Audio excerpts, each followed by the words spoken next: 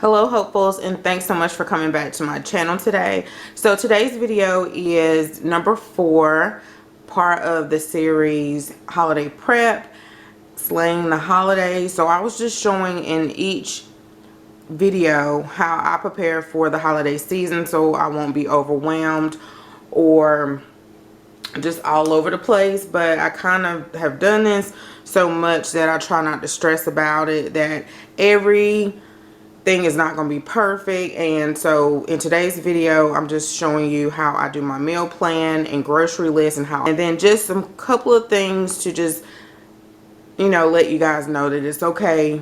If you don't have all your ducks in a row, it's okay, it's fine, the world's not gonna fall apart, the holiday is still gonna be great. So let's get started with that. Okay, I did not go up to my craft room because I didn't want this to make it planner like. I'm just sharing what I use, and you do not have to use these things. And even sometimes I have these things and I don't totally use them. But you can use a notebook. You can get tons of notebooks at the Dollar Tree, everywhere, Walmart, Target, pretty ones. This one actually came from Five Below. So a lot of times when I love the sturdiness of it, and I remember when I was driving the school bus, I was always picking up journals and stuff so I could blog and write down my ideas. I have like notebooks full of just ideas and blog posts and stuff that I want to write. So you do not need a planner, but you can get a planner from the Dollar Tree, you can get it from Walmart, you can get expensive ones, there are tons online, it's a whole community and everything. So first let's do the meal plan, and then I'll tell you about planning. Okay, so this is my happy planner. If you don't know what a happy planner is, you can go on YouTube and there's tons of videos on happy planner. And what's great about the happy planner is that it's customizable to however you want. If you have the punch from the happy planners, also their website is Me and My Big Ideas. You can punch and put your own paper in here, cut it down, or they have tons of inserts, tons of folders, lots of different things. There are Etsy shops and planner shops that have customizable items that will fit in the happy planner as well. And then Michael's, Hobby Lobby, Joann's, I'm probably missing somebody, and their shop, the Manby shop, has tons and tons and tons of stuff. So if you see the image here and you just want to know where it came from, the cover is from Gold Mining Coco. So a couple of months ago she made several different covers for the happy planner, and I love that. Here's the front, here's the back, and this is Peyton. So it's Gold Mining Coco. And she recently, Felicia recently changed her logo, so the font is a little bit different. But I love her shop. I love that she has planner girls of planner dolls and planner stuff of girls of color. And she has not just girls of color, but you know, everybody of the spectrum. So that's what I love about it. And so I can put this on my happy planner. And I have several other ones. But anyway, so I will make a video on how I set this up on my other channel because I'm slack at that. But what I love about Happy Planner is that they have this year a menu planner. Now, I know there are other places out there, not menu planner. Yeah, menu planner, but it's a holiday planner. There are tons of websites out there. I'm sure you can find freebie ones. You can find ones that you can purchase. The Michaels has a Recollections holiday planner, which I didn't get my hands on this year, but I will see if I can find the video last year, because you may have it still at your Michaels. But they have tons of different options out there. I know Rustic has one that you can purchase. I'm not sure how much it costs. I purchased hers one year and talked about it on my channel. So there are tons of them. They may be free ones out there, but really all you need is a notebook or a sheet of paper from your printer to do your menu. So most of the time, like, I may be doing something and I'll grab a notebook real quick. I try to grab the same one, but it don't happen.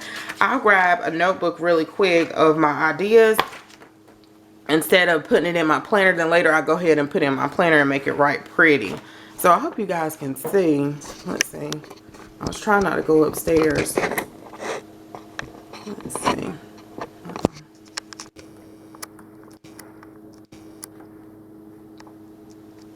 Okay, my little dots are not straight, but let's see.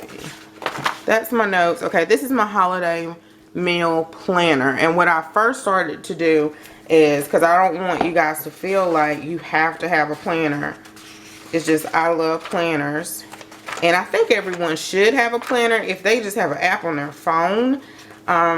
You know, even my husband has a planner, and he didn't get me into planning. I always wanted planners, but when I remember, did I write it somewhere? No, I did. Yeah.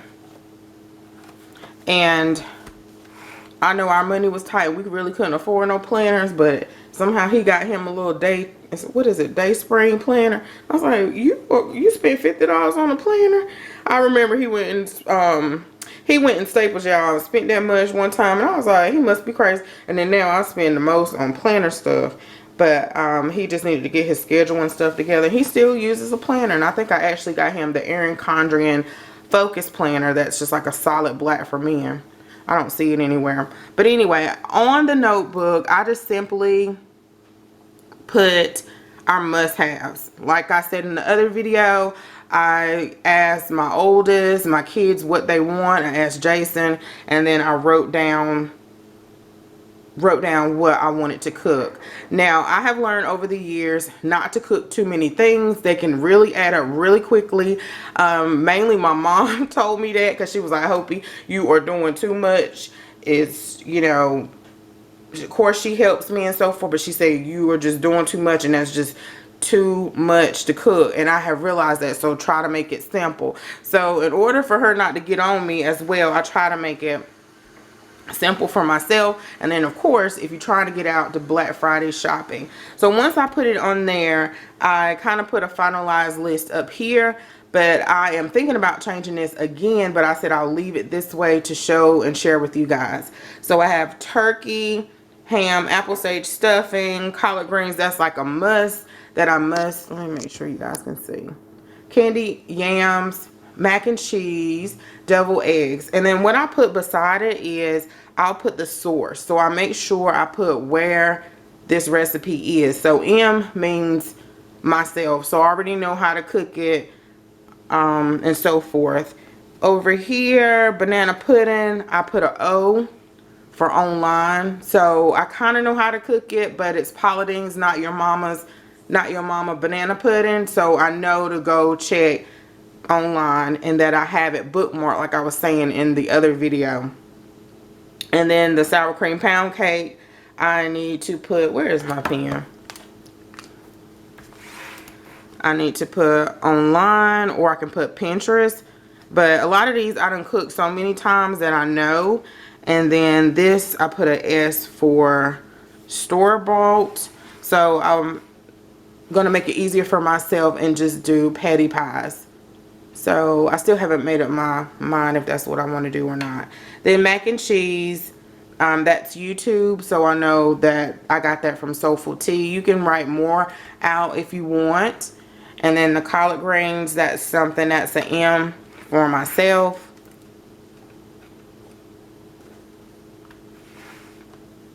And then ham, that will be YouTube too. I think I'm going to use Soulful Tea's ham recipe.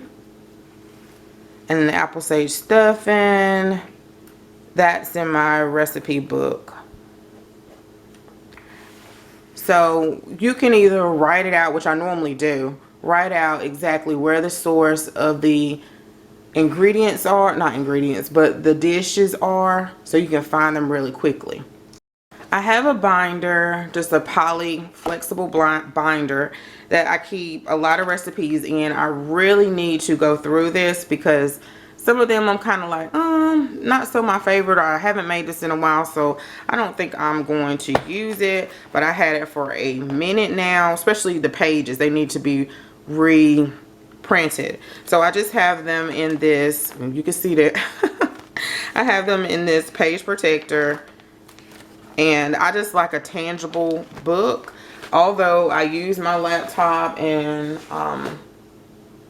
decided to took over my tablet. I don't have a tablet right now, but I used to use my tablet and my laptop a ton for holiday recipes. So I just bookmark them, save them so I can find them really quickly. So once I do that, like the cream cheese pound cake, a lot of times I would not print that out. I would just leave it on the blog post, but I decided to write it out this time, not the instructions, which I decided to print it out too, because what happened was one of my favorite chicken noodle recipes I saw on Pinterest. I wanted to print it out and the blog post is no longer working. It's broken.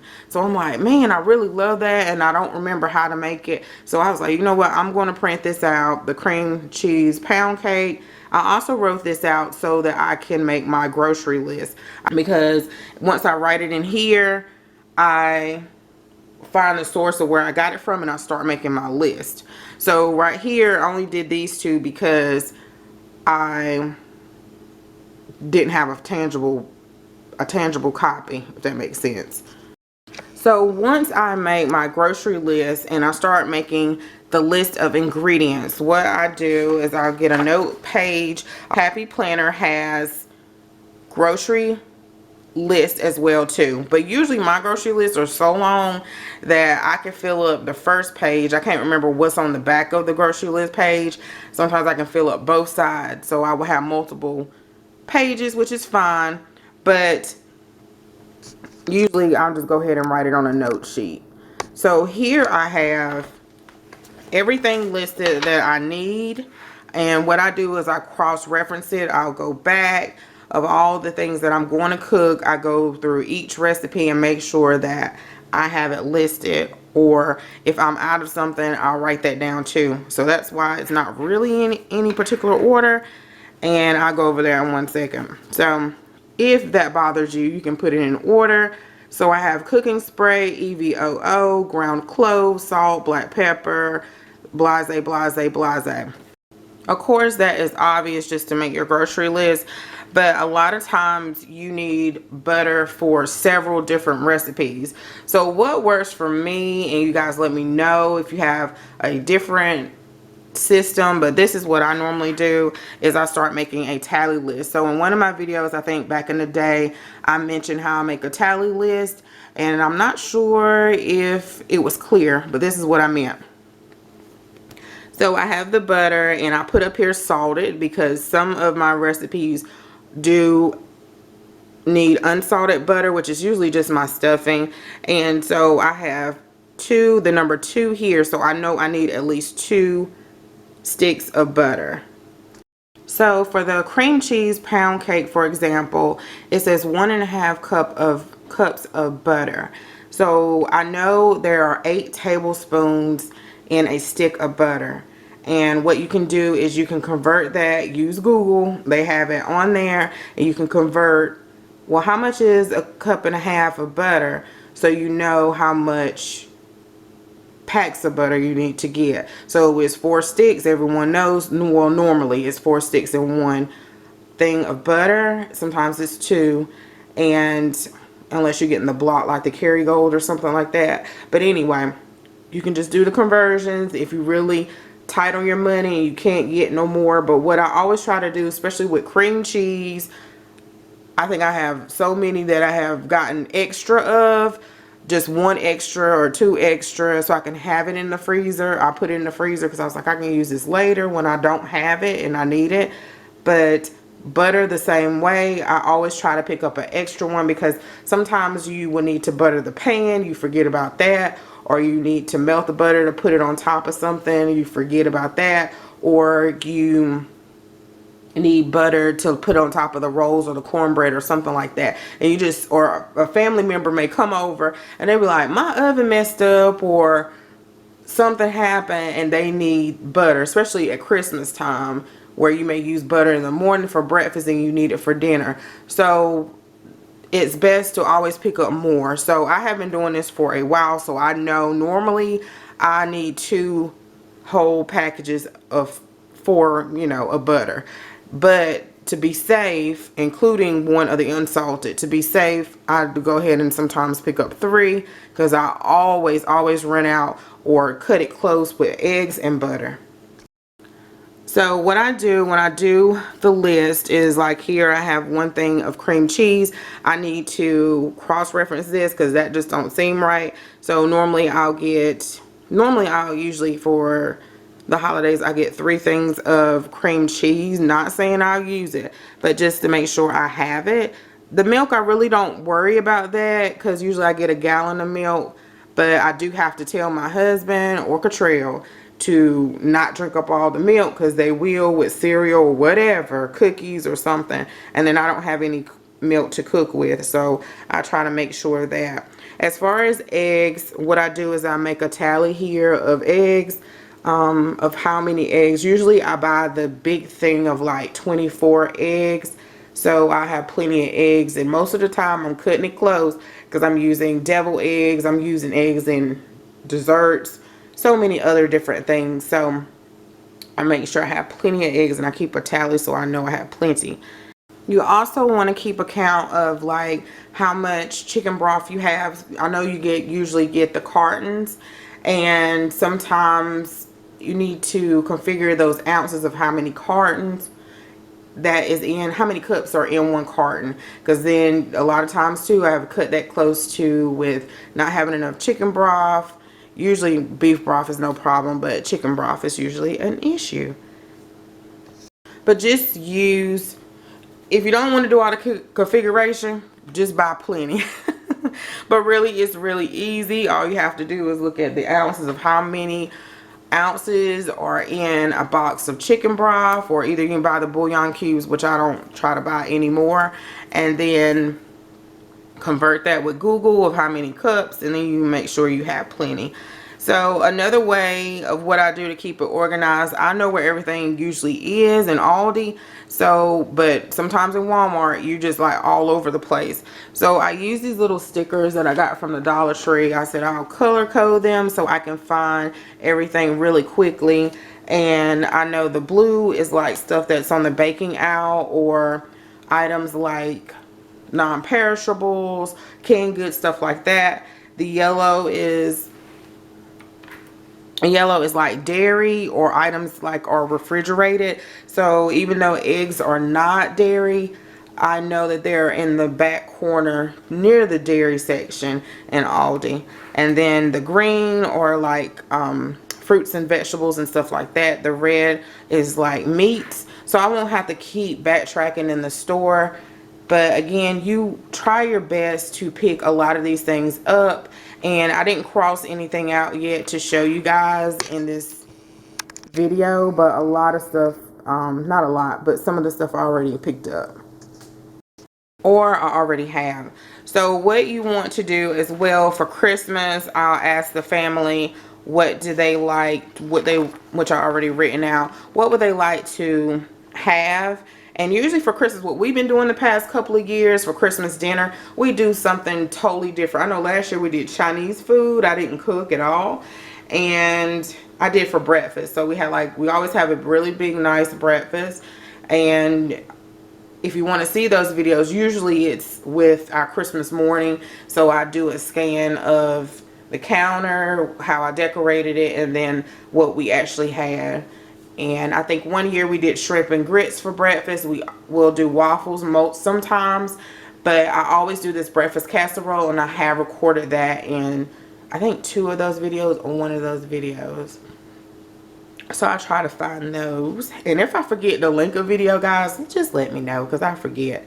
And then, so I try to do something different Christmas morning. I think this year I'm thinking about steak and potatoes, and usually our breakfast is so big and the kids are excited that we don't really eat till later. And one year for Christmas dinner we had surf and turf, so we had steak and fish and shrimp.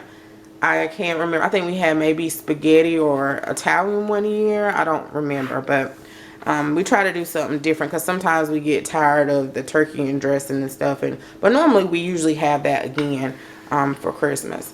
And then I also wanted to put this down for, which will go into holiday planning, some things I wanted to do for the boys, not just necessarily Christmas, but for fall too. So we didn't get to go to the fair.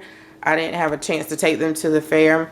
So I I asked them, do y'all want like candy apples? I'm not a huge fan of candy apples because there's just a lot of stickiness and it's hard and I don't have the patience. So that's just how I always been. But I think Cottrell does, Jason loves it, and I didn't quite know how to make them at home. Jason said it was simple, so we're going to do that together. So I wrote that down because sometimes when we're busy, I tend to forget things like that. So that's the importance of having like a planner or even just a notebook to write stuff down and then reference back to it, because I write stuff down and don't go back and look at it sometimes, but I just needed to write it down to get it out of my head to focus on what I need to do.